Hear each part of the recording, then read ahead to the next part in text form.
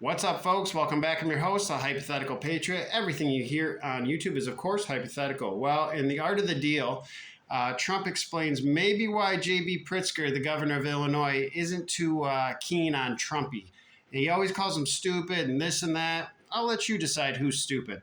Trump and JB's grandpa, Jay, were in partnership to make the Grand Hotel on 42nd Street.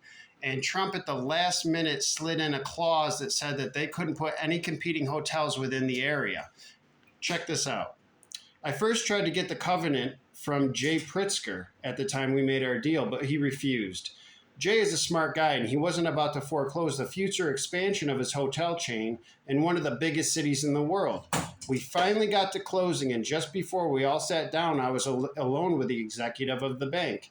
I pointed out that this was a rather big, risky investment the bank was making, and that one way to further protect the loan might be to insist on a restrictive covenant so that the Hyatt couldn't throw a second hotel 2 years later right down the street.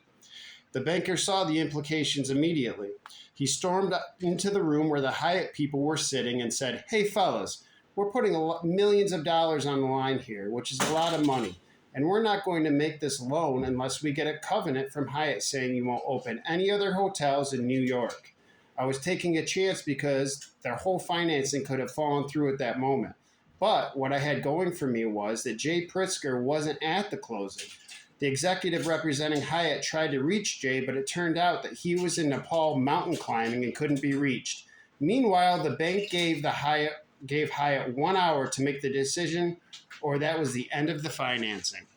They ended up making the deal, and the clause he ended up putting in his will because it was such a honey deal.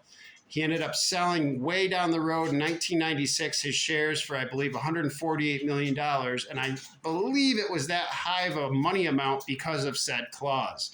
So, is J.B. Pritzker really right when he calls Donald Trump a moron, or did Donald Trump handcuff the whole Hyatt enterprise for 18 years in New York City, and that might have made JB a little bit upset? You draw your own conclusions. Art of the deal, Trump.